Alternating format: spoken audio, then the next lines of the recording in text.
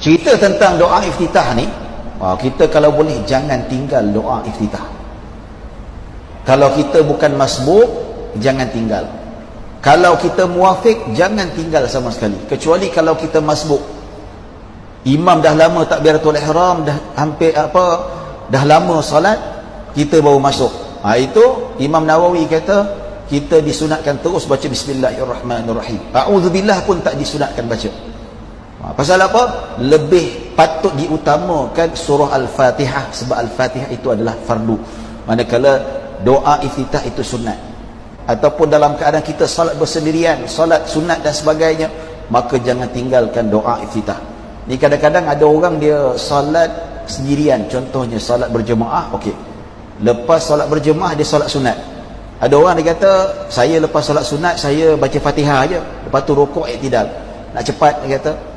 Sah kan ustaz? Memang sah, tapi rugilah tuan-tuan. Ya. Jadi baca doa iftitah paling pendek pun ada tuan-tuan.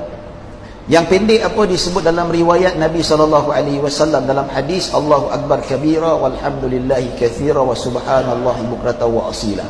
Cukup. Tak sambung wajah tu wajhi alilladhi pun tak apa. Kalau tambah lagi bagus. Tapi kalau kata nak cepat ke, nak ringkas, baca sampai yang sikit tu, Allahu Akbar kabira walhamdulillahi katsira wa subhanallahi bukratan wa asila. Ataupun ada dalam riwayat lain, alhamdulillahi hamdan katsiran tayyiban mubarakan fi, pun ada riwayat dalam hadis. Salah satu daripada doa iftitah. Kenapa jangan tinggal doa iftitah ni tuan-tuan? Dalam satu hadis Nabi SAW, ya, dalam hadis yang diriwayatkan oleh Imam Muslim rahimahullahu taala, yang mana disebut oleh Ibnu Umar radhiyallahu anhu, dikata bainama nusalli ma'a Rasulillah sallallahu alaihi wasallam id qala rajulun minal qaumi Allahu akbar kabira walhamdulillahi katsira wa subhanallahi bukratan wa asila. Dia baca. Maksudnya doa iftitah ni para sahabat yang mula baca ni. Selepas salam Nabi tanya siapa yang baca tadi tu? Ya, sahabat kata aku yang baca wa Rasulullah. Dan Nabi sallallahu alaihi wasallam mengatakan ajib tu. Ya, aku rasa takjub. Futihat laha abwabus sama. Nabi SAW kata, aku rasa takjub bila engkau baca doa ni, Allahu Akbar kabira walhamdulillahi katsira wa subhanallahi bukratan wa asila. Aku rasa takjub, pintu-pintu langit dibuka untuk kalimat-kalimat doa ini tuan-tuan. Nampak tu? Pintu-pintu langit dibuka ni tuan-tuan, maksudnya pintu langit untuk malaikat turun. Malaikat turun nak angkat pahala tu, malaikat turun nak bagi rezeki kepada kita. Sebab tu jangan tinggal doa iftitah. Pertama apa? Berkat. Pahala besar tuan-tuan.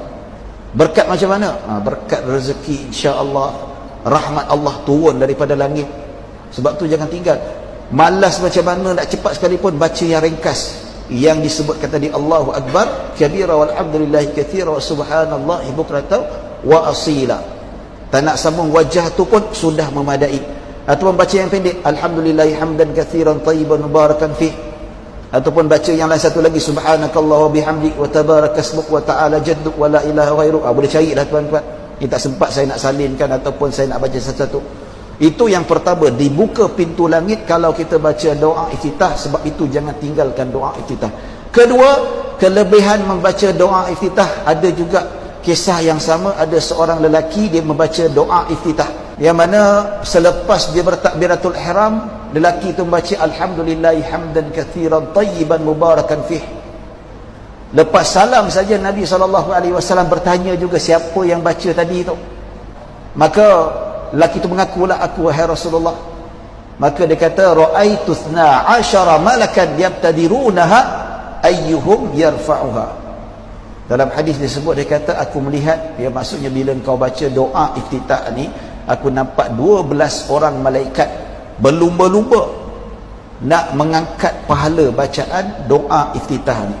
Maksudnya doa iftitah ni pahalanya besar, sampai malaikat berebut-rebut nak angkat, dibawa ke atas langit, dipersembahkan pada Allah Subhanahu wa taala.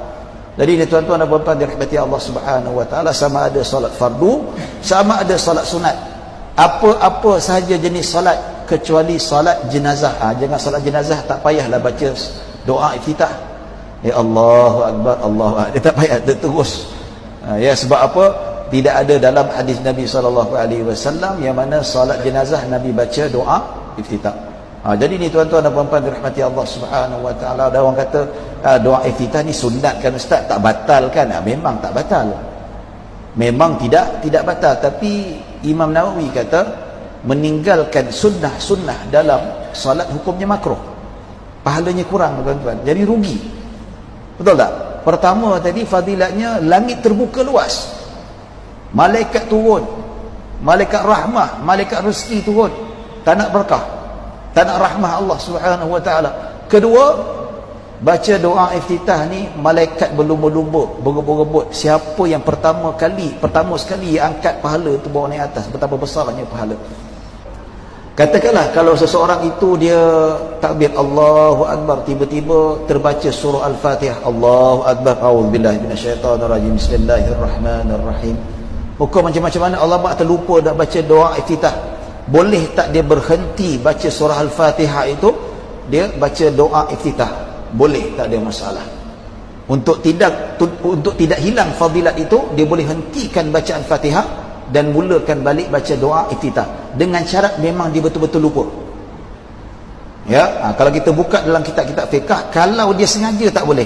Allahu Akbar, malaslah, terus baca Fatihah lah, bismillahirrahmanirrahim, alhamdulillah, tiba-tiba bertukar fikiran pula, macam tak sedap lah, tukar balik lah, baca doa iftitah. Ini dia tak lupa, ini sengaja ditinggalkan, lepas tu dia berubah fikiran, maka ulama-ulama kata hilang fadilat. Kecuali memang dia betul-betul terlupa. Ini biasa berlaku lah, saya sendiri pun kadang-kadang berlaku.